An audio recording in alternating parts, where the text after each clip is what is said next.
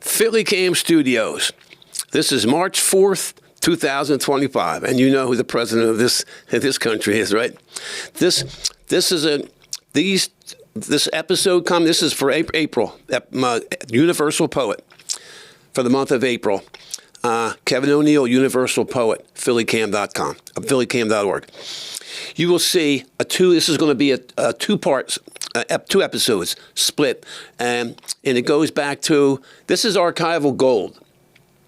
This is a throwback to 1998, July 1998, where Moore College of Art commissioned me to curate a nice stipend, back when you can get stipends for poetry, spoken word, not the academic stuff, argo, and to curate a poetry spoken word event at Moore College of Art. And I think it was a special occasion. I don't quite recall. But we're talking about 1998, July. It was hot in there.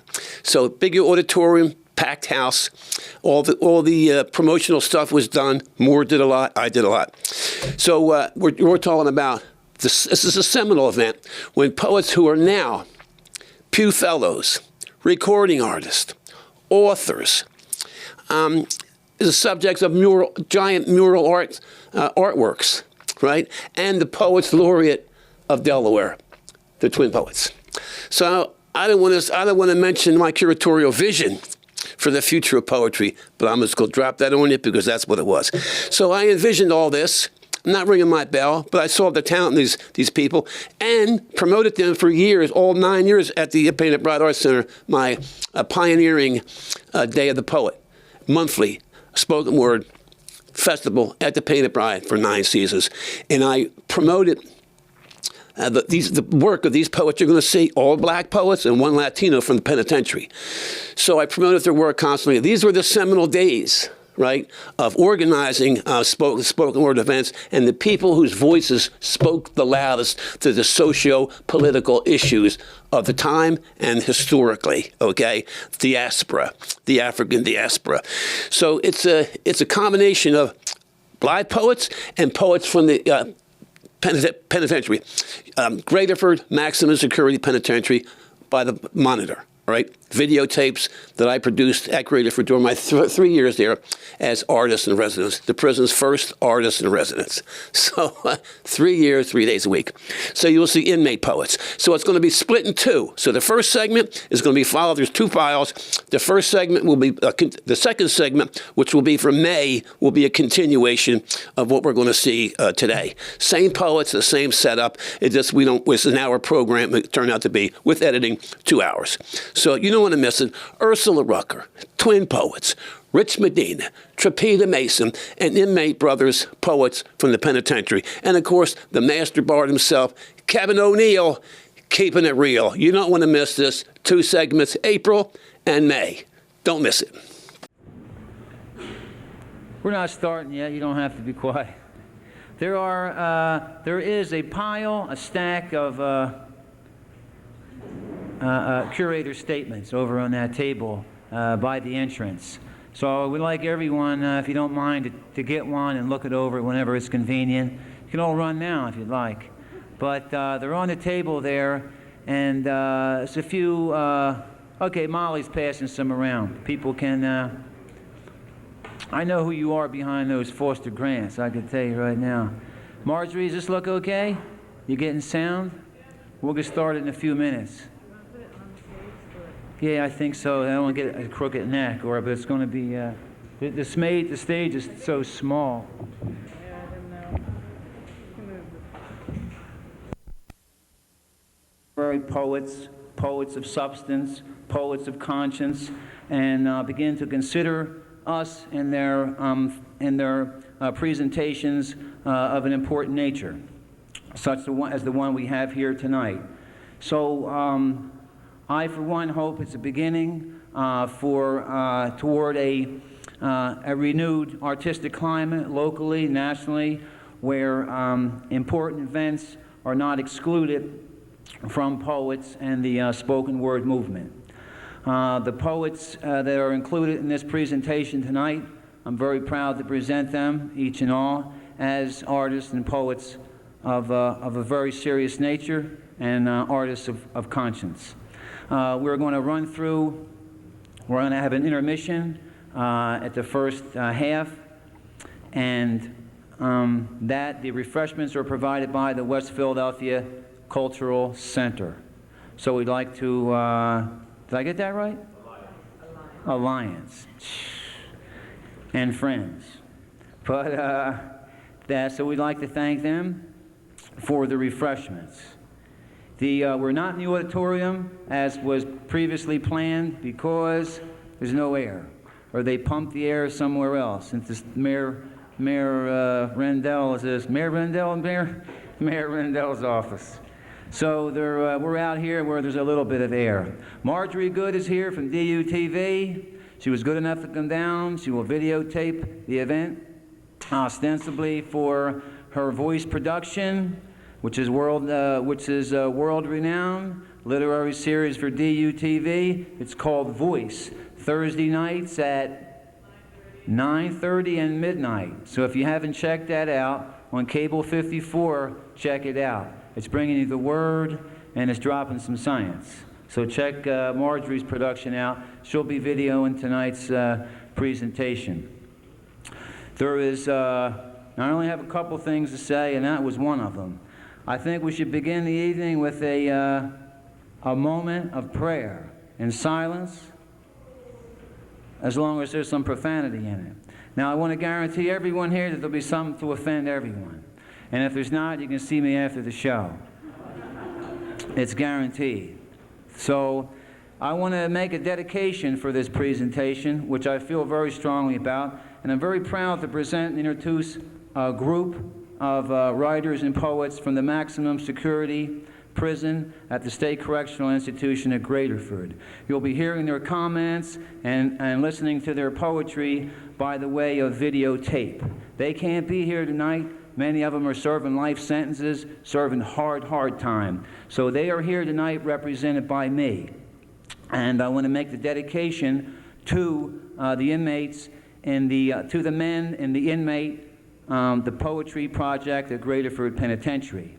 To Brother Mukam, Muhammad, Mike, Nathaniel, Rob, Brother Fred, El Suave, Roberto, Dave, Muti, David, and Ramsey. This is dedicated to you guys. Will be here tonight, and you'll see their work on the video monitor. So I'd like to bring up the first poet of the night. Actually, there's two performers, and that is Trapeta Mason and April Thorpe. And I'd like you to be very generous with your applause because it is an important night for local poets as an event of this nature. So I know it's a Philly audience, but you know, you don't have to act like it. So pump it up, give these people some love.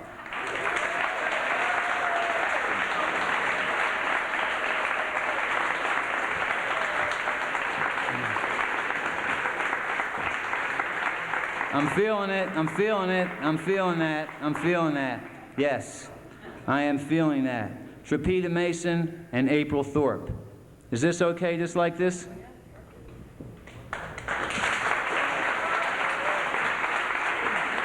This first piece I'm going to read is called Wake Me, and it's for all the so-called revolutionaries. Can you hear me now? Okay. Wake me when somebody's willing to stand up for something. When folks stop preaching and start practicing, when children don't have to play roulette with their lives, mimicking so-called adults practicing animalistic behavior.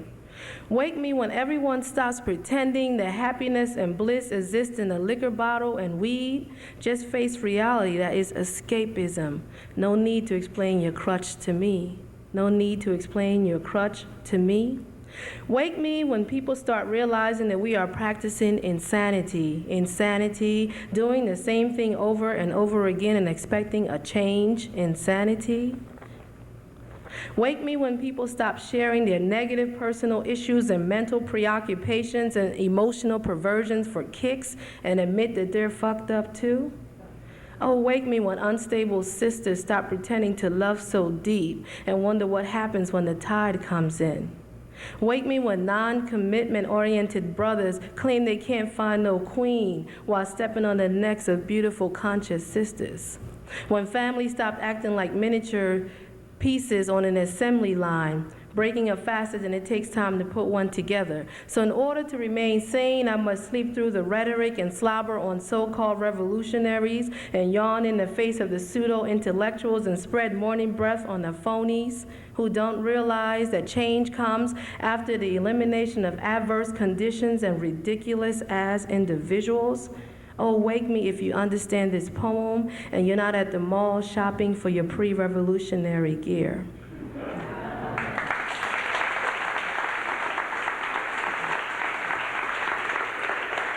Thank you.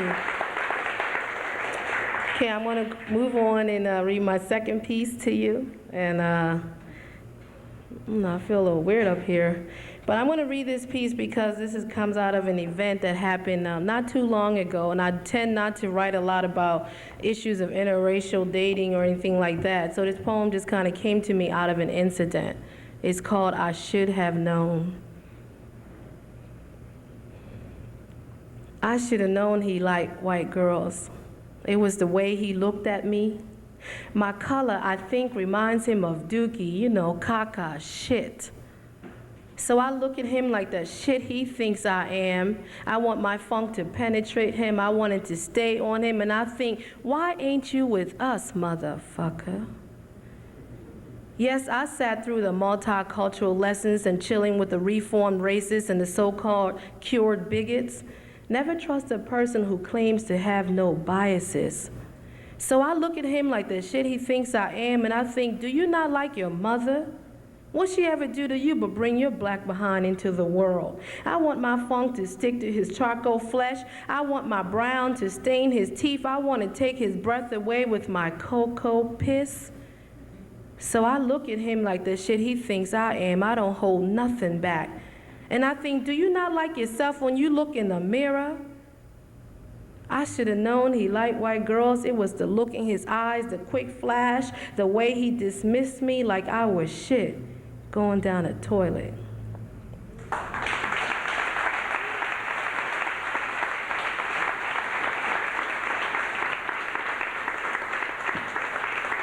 Thank you. So like Kevin said, if you have any questions, comments, you can see me afterwards. But we're up here just trying to do our thing, and it feels good to get to love because poets have so much to say. Sometimes we don't have a place to say it.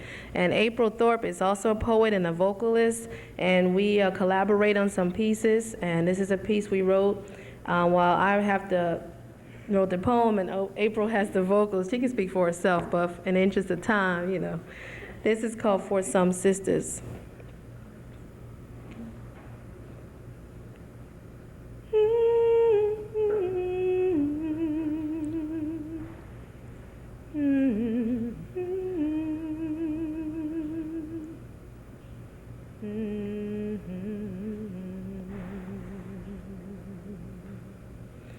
In spite of it all, we learn to love ourselves. In spite of it all, we learn to face the wounds of the past, and sometimes they were stinging wounds. We learn to face those wounds filled with salt, and we lick them real clean, and we have arrived. We are the women now. There is so much beauty in a sister who loves herself. We smile at ourselves when we can stand up straight without tipping over because we are balanced now. We look at this skin we're in. We look at this here body with the expanded hips and the heavy thighs, and we do not tip over. We have reached equilibrium. We are the women now. All those interested in disturbing our peace of mind denied entrance here. We do not wish to be put through changes, not hit, cursed, or manipulated. You gotta love us or leave us alone. Love us or leave us alone. You got to love a sister or leave her alone. Some of us sisters have got ourselves together.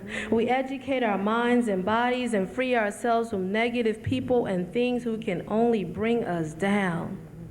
So in spite of it all, we learn to love ourselves. In spite of all the nonsense, in spite of the all-American, blonde-haired, blue-eyed girls shoved down our throats every night, we learn to love ourselves. In spite of folks telling us we ain't nothing, we think we're all that, we always got too much to say, we're not light enough, not dark enough, too black, too proud, we learn to love ourselves. Complete black sisters, lost in a society of be like me, be like me. Straight blonde hair and blue eyes, Betty Davis days. Beautiful, my mama never needed to change her black and silky ways. Sister from a different day, but have things changed?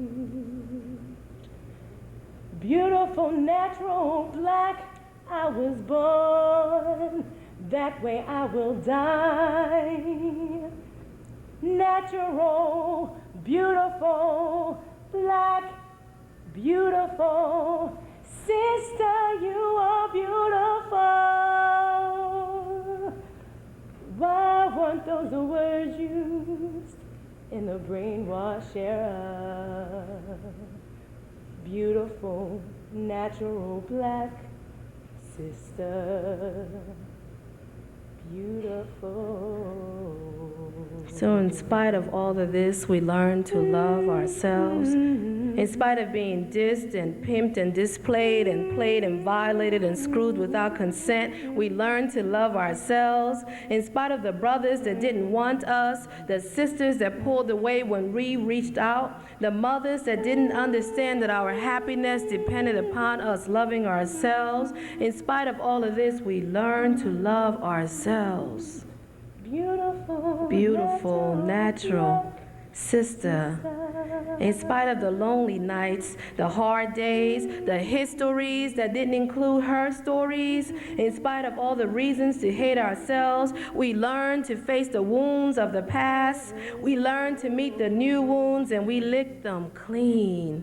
We learn to embrace all that is beautiful, good, and pure. There is so much beauty in a sister who loves herself.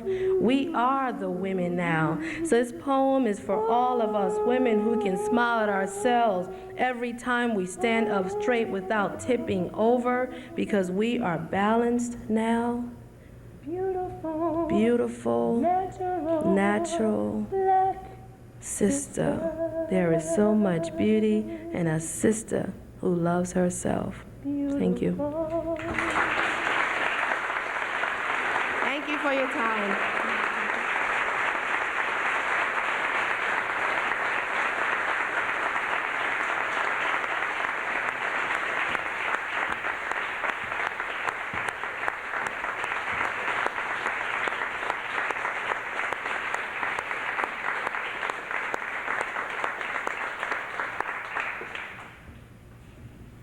Trapeta Mason, April Thorpe. I might mention while I'm standing here that back in, this is, I guess, in the early spring, April, Rich Medina and myself and Ursula Rucker went up to New York we formed a slam team to take on the New York City slam team. I think it was in the early spring. And we went up there and kicked their butt for the second year straight. Now, if anyone's been to the New Eurekan Poets Cafe, you know the poets there are mean, nasty New York poets will put something on you. But we went up and did the job done. We represented. And, you know, we did that. So don't think that Philly's not being represented. And because you are. You may not know it. If there was a delay in getting the proceedings started, it was because Mrs. Medina had yet to arrive with Ritz's sister. Only she's here now, so we kick it off. So, yes. So best regards to Mrs. Medina. Okay, I want to introduce you to The first poet from Graterford Maximum Security Penitentiary, his name is Mike. Coming on the monitor. That sentence, even for those with short time, we said, okay, well, we got our hooks in them, and we let them out, but our plan is to get them back in here, you know. And we, as a whole, have experienced this place more than enough for them and for all others in our families and in our communities. You know, they don't have to experience this to know that they don't want to be here. They don't need to be here. I have dreams to remember, dreams to remember. I have dreams. I have dreams to remember, dreams of antiquity, Nubia, Mali, Egypt, Timbuktu, Ashanti, Maasai, Mina, Zulu, to name a few. Dreams of molasses, cinnamon, caramel, chocolate, cream, copper, ebony, bronze, and all other fine shades in between. Dreams of mighty kings, warrior queens, creators of math, science, medicine, astronomy. Dreams of shackled brown black bodies traveling across oceans and seas, broken backs, torn flesh, helpless ravaged women, children snatched from their mother's breast. I have dreams to remember.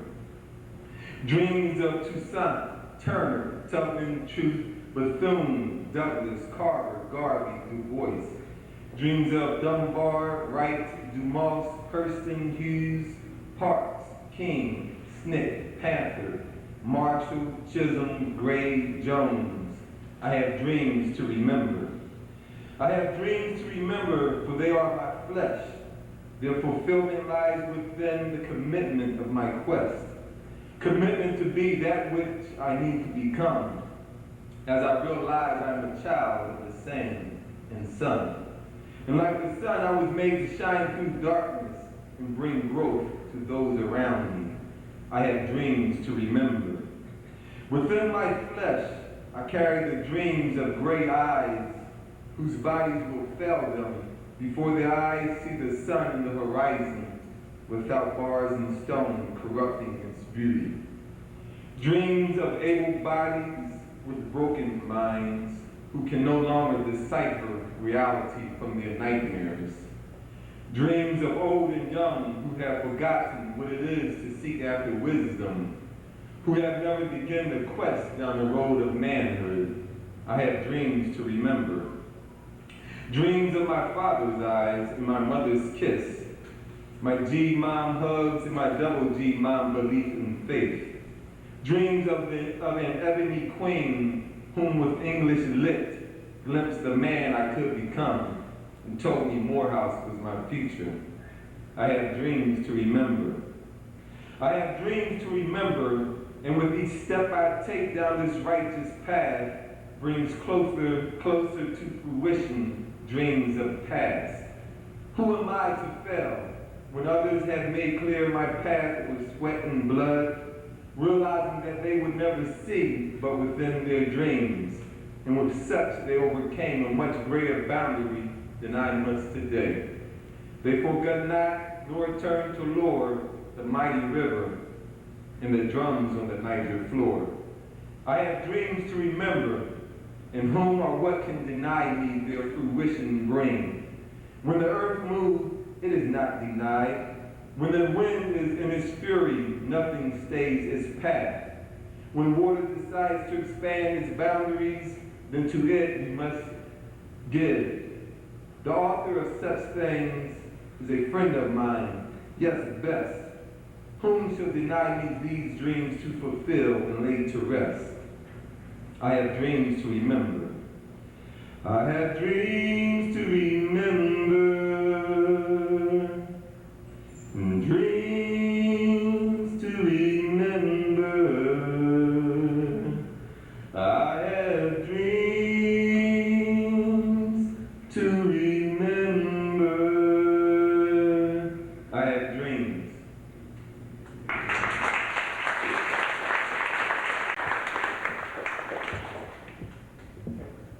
like to bring up the next poet. It's my main squeeze, who's now an entrepreneur. Holding down the fort down on 2nd Street. He can make an announcement when he comes up. He is a mighty force in the Philadelphia voice in the poetry, local poetry in Philadelphia. And main warrior in the Philadelphia Slam team. Man who needs no introduction. Big Rich Medina. Big hand for Big Rich.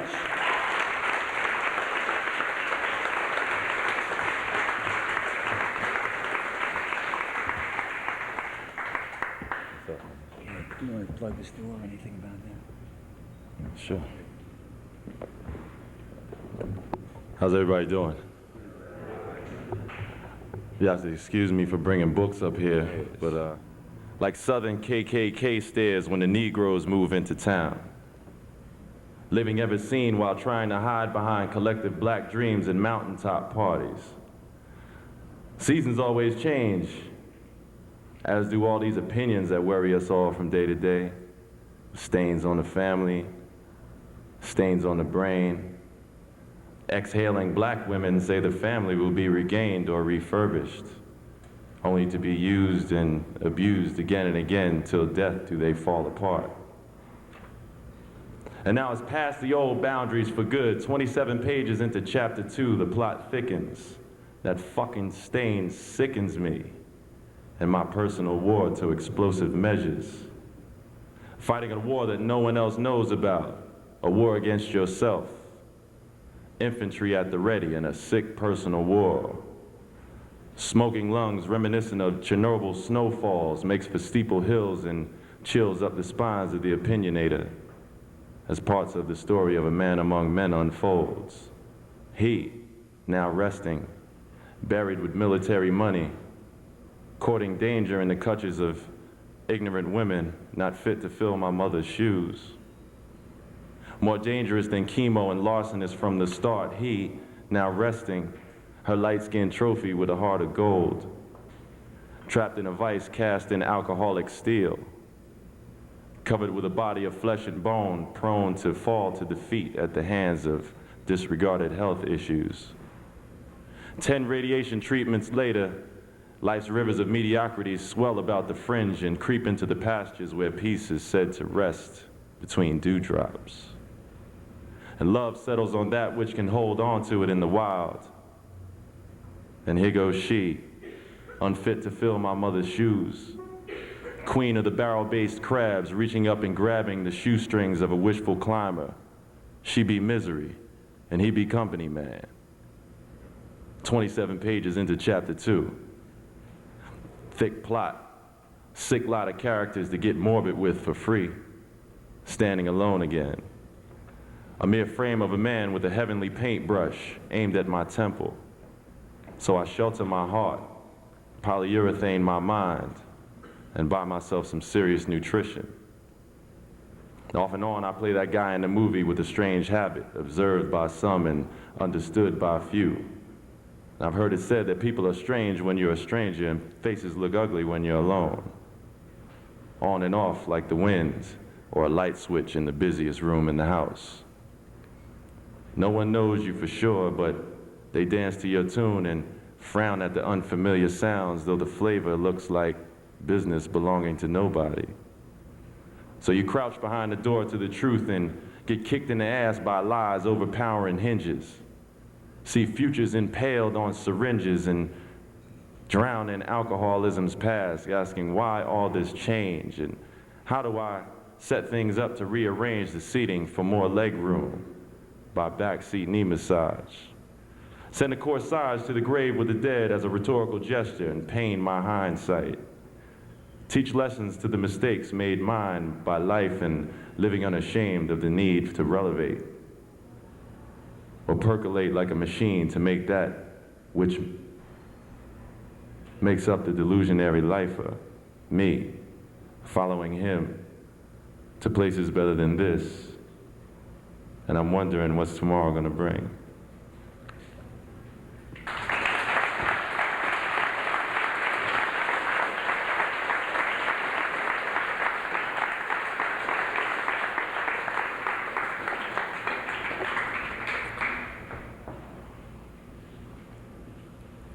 Now, when they involve my rhythm with economics and politics, I can look to my left and see the laws dance.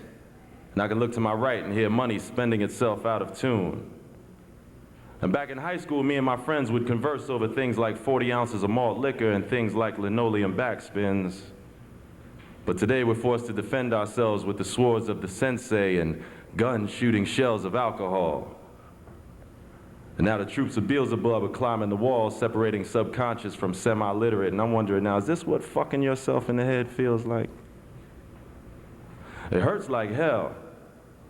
It smells like shit sitting outside the back door of Love's house, fucking things up inside, through the walls, through the floors and ceilings, permeating, penetrating.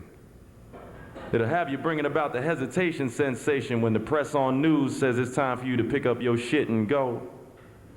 Retreat and surrender your weapons at the same time because you won't be fighting for a while. So you go home and smoke a bone alone at the pity party. Mind all farty and foul makes me feel not poetic. Sort of like an anti-prophetic table tipper sitting at the gates of the garden, dancing entranced by loss and pictures of what once was. The head fuzz makes sleeping harder than fasting and dying better than living in a piranha bay unprotected. And I'm still wondering, so this is what screwing yourself in the skull feels like? And with my ear to the ground and my faith in the Lord, I can hear the enemy approaching on horseback, on horses with hounds hungry for slave blood. Every once in a while, I slip on my shuck and jive jeans and start doing that brown skin shimmy in your rear view. And I hear you when you say your money ain't right and you can't sleep at night, but I lost my sympathy somewhere back in another lifestyle, so keep that shit to yourself.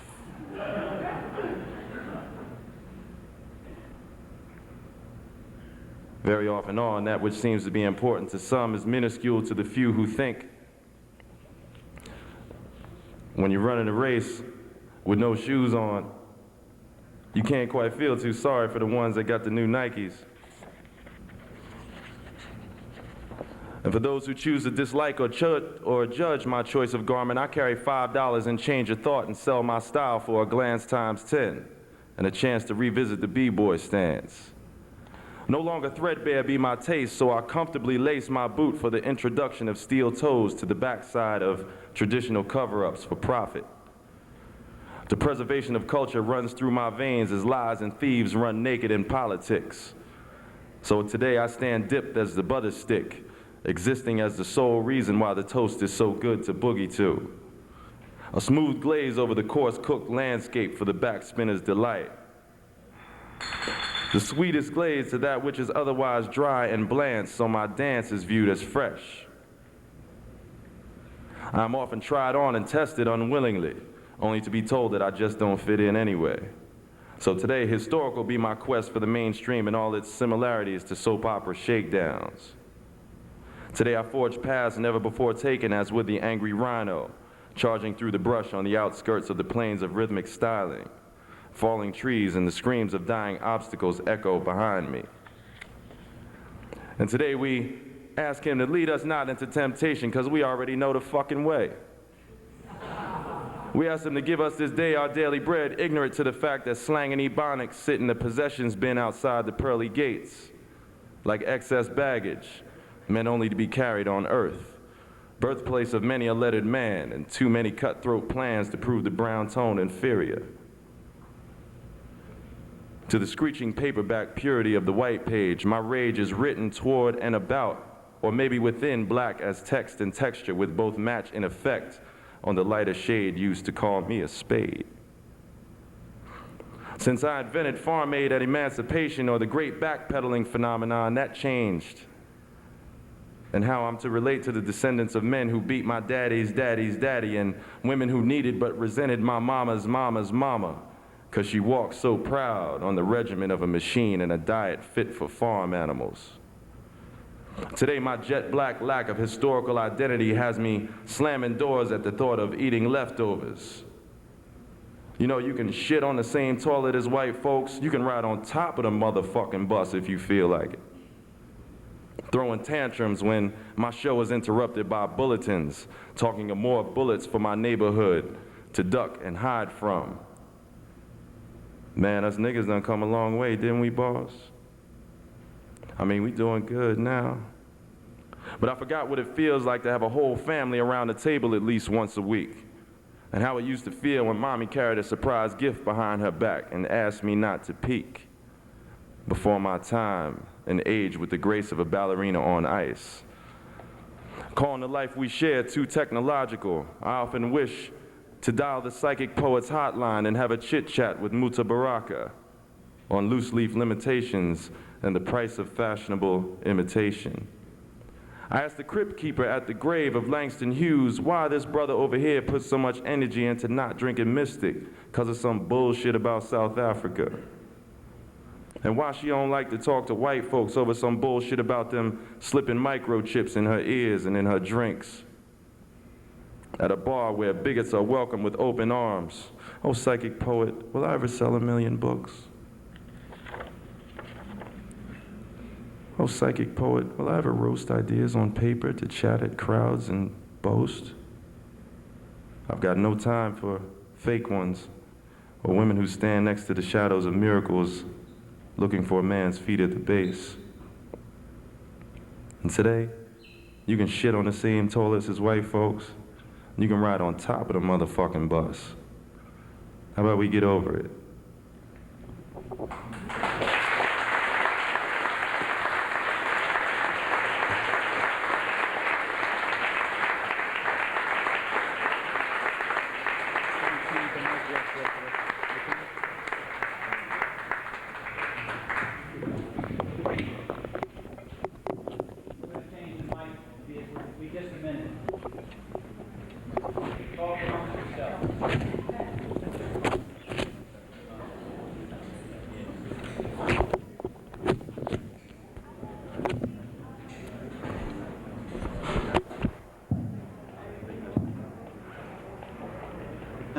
With one more piece. I want to apologize to Rich for that technical snafu. Rich Medina, big hand for Rich.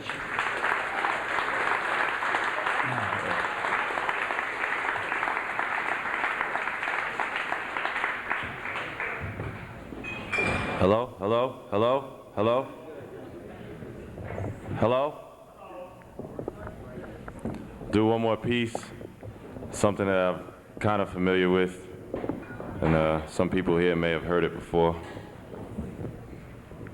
It's called Weight of the World. Right here in my pocket, I carry the weight of the world.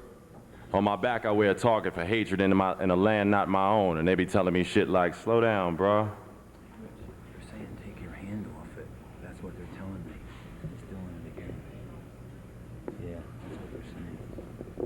Try to bear with it. I know the fucking thing is not there. I'm going to take mine. Stretch your neck. Go ahead. Hello? Testing, testing. That sounding okay? Testing. Did I thank everybody for coming out here tonight? Nothing, nothing, nothing, nothing, nothing, nothing, nothing. Nothing, nothing, nothing, nothing, nothing, nothing, nothing. Nothing like that sorry shit they call New Age. The band is playing Duke, black, brown, and beige.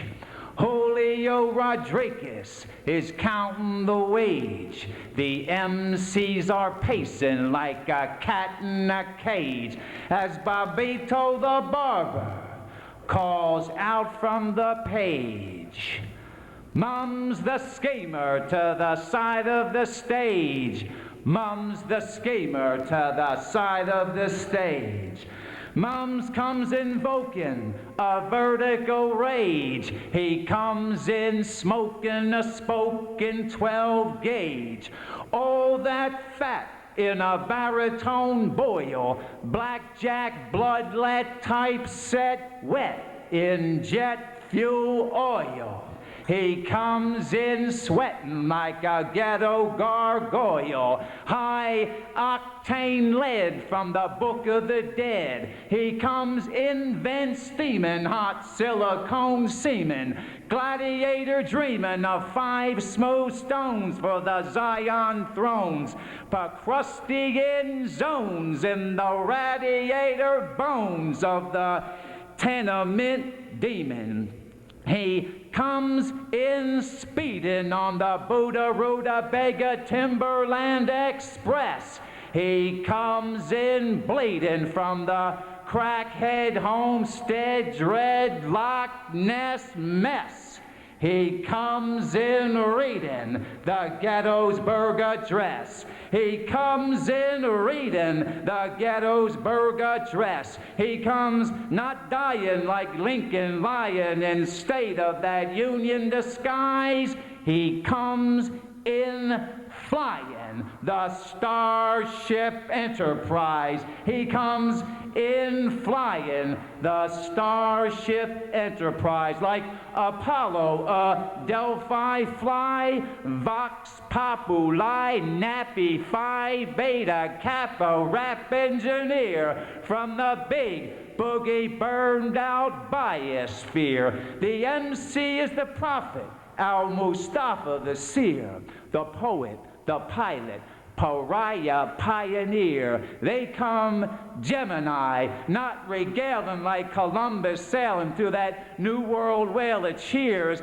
They come railing like Bessie Smith about that nightingale in a stardust fairy tale sung from the other side of the garden wall. They come jailed, cruel and unusual like the 8th Amendment, failed like the 13th on the scales of blindness and the fog in the face of your bathroom mirror. They come unveiled with the Cherokee, Nez Perce, Emmett Till, and that kite carpenter nailed to a trail of tears. Race, the final frontier, 10,000 wars in 2,000 years. The millennia pendulum is swinging, clinging like a sheer double D cup warhead wonder brazier on that flamin' souvenir queer out in New York Harbor, swinging, springing like a latex spear from the blue jean genus penis bandolier, swinging on the Ku Klux reflux T Rex reflex cortex cable from Abel to Cain, from the Audubon ballroom to the Motel Lorraine, from Darwin to Mingus to Train, Monk, Miles, Max, and hail ya as the Mambo Madonna Mammy to Martha Washington's Freemason sons and daughters of the devolution that will not be colorized,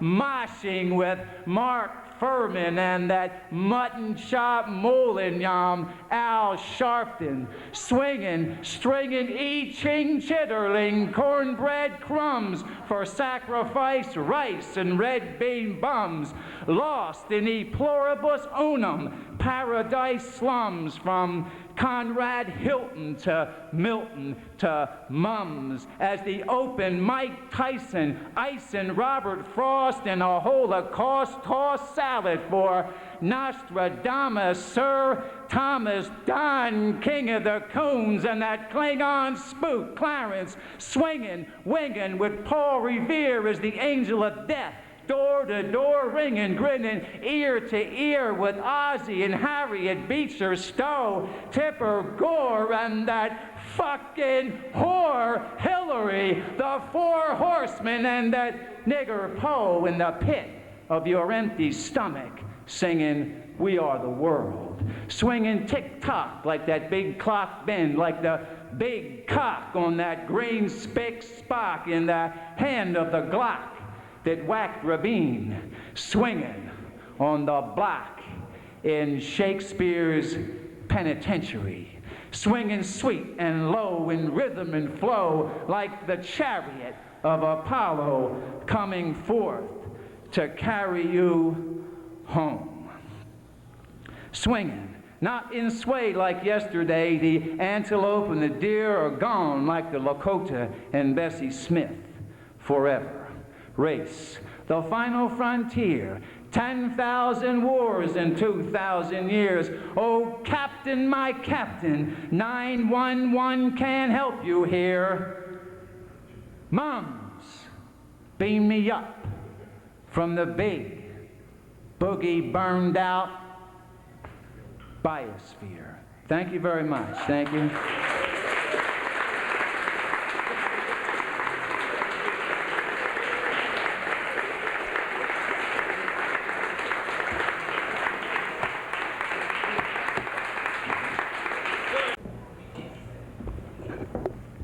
That was Luis, or El Suave, as he calls himself. I apologize for the, I think our friend Muti comes up in the next monitor segment. I'd like to bring up the mic check. Is this coming through okay? We've got mic anxieties big time. Well, it's more, you know. Sorry. Okay. Now, we're very grateful for the institution for having us. That's no lie. No joke. But I'd like to bring up the next poet. She here? Ursula. I'd like to introduce, it's a great pleasure to bring up Miss Ursula Rucker. Please give a big hand of applause.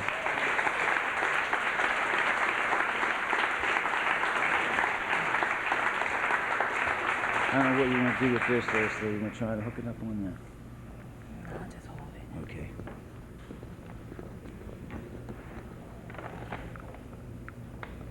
I'm not even going to try to mess. Does it sound all right? I'm not going to try to even hook it up over there. I'm just going to do it like this. Excuse my bag. I carry bags everywhere. This is called Anatomy of a Sister. I was born a slave, a mother, an inherent queen. No thing, situation, or human can steal my birthright. Trials may be attempted and may even falter my steps, but I am resilient. I bounce back, I just bounce. I won't bore you with epic tales of my royal existence, fucking pharaohs. Sit inside sovereignty, sipping God's and the queen's nectar, while bronze brother beauties cooled my passions with gold-dipped leaves and golden dicks. Please, in BC, I was running things. Crushing kings, forces, making real bank, gold, jewels, land, not that paper shit. Men and women wanted me to be like me. So Little Kim a rookie? Yeah, how preposterous is that? I was never what they said I was.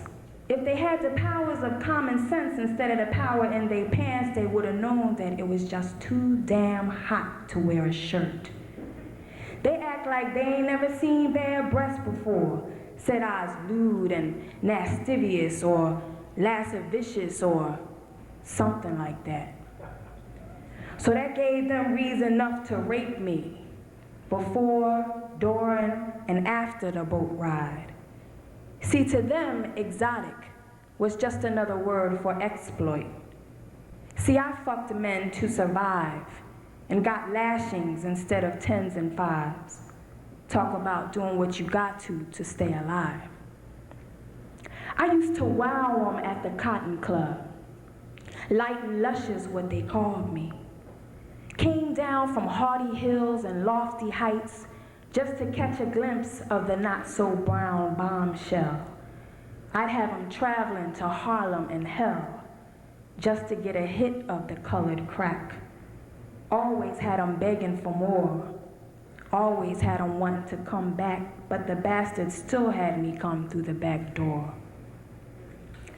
Yeah, I'm the reason for welfare reform. I got 6 kids, and all my 6 got children of their own.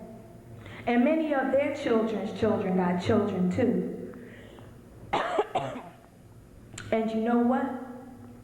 Me and all my children call the state daddy. So what, nigga? What? Excuse me. So let me get this right. I was a first wife to a king in Côte d'Ivoire.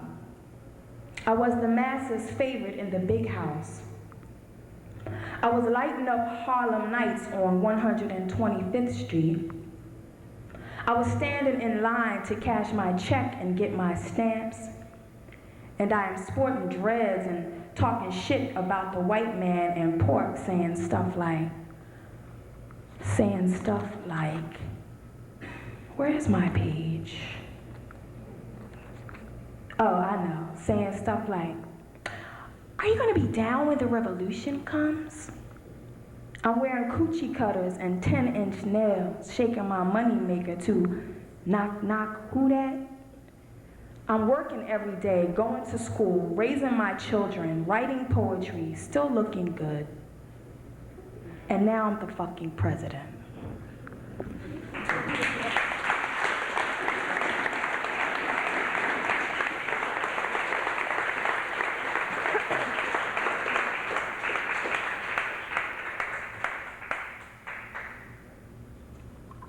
Excuse me, I'm gonna get a little water.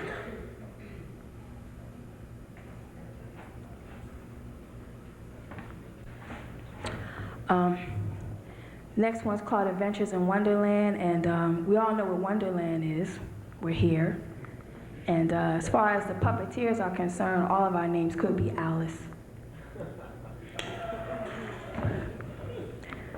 So we're all fucking each other, killing one another, prospering off one another, because fuck, kill, and prosper are the gospel of Wonderland, where street sands are quick to suck you down to the abyss, with the lure of pure bliss, if you kiss the dicks of the niggas, never. Nosferatus, those witches and warlocks in blue, government gumshoe, keepers of the first zoo. Who, me? I'm the modern day vixen vampire slayer, unauthorized player in this capitalist contest to see who gets money. No milk and honey in this land, 'cause justice has been banned. It's either play dirty or die by the hand that's holding all the guns. Plunge deep into religion was my first decision to save me and my daughter's lives, 'cause I couldn't thrive off spirit and scripture. So the picture grew clearer. I made the move to rear her in a life wanting for nothing, so I got into this drug thing. Not doing, but dealing. Sealing fates and healing struggle gape wounds of the doomed became my mission. Ism was just too small time. I had to find the best design to fuck with the mass of motherfuckers' minds and pockets. So I sold cock hits and alleyway thigh splits for 2 bits and 5-year-old preschool pussy and once strong, now bony backs and stretched out, weary, waxed snatch. In other words, I sold crack. Morality was buried deep beneath my new Jeep, silk sheets and money heaps. But still the good mother, I sent my daughter off to boarding school to keep shit undercover. All the while envisioning myself a champion of ghetto causes, 'cause his game I was playing and winning. All the while sinning against myself and soul to get the goal. I was the female dawn, the crack queen.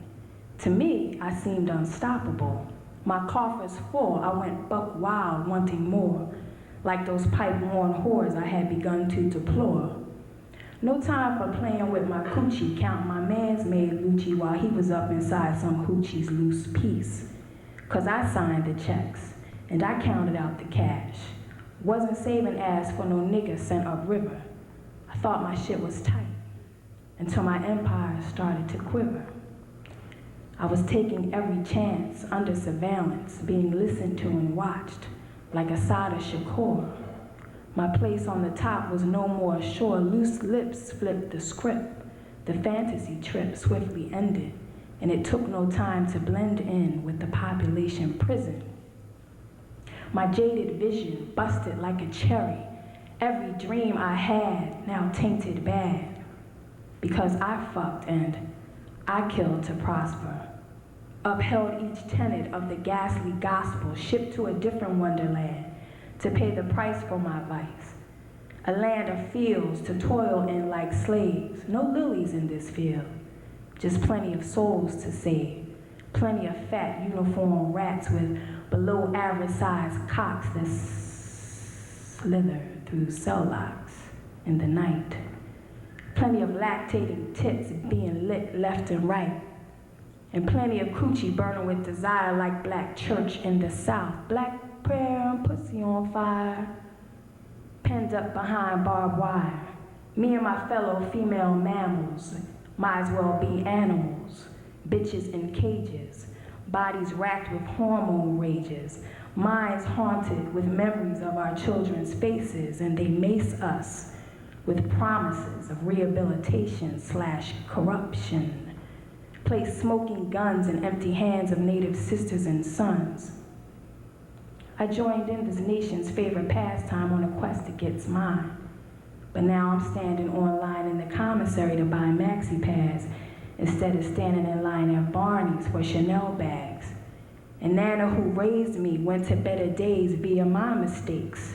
And my daughter hates me for what I did. And I'm fucked, and I'm stuck, doing the devil's bid, being rocked in a more corrupt crib, missing my kid.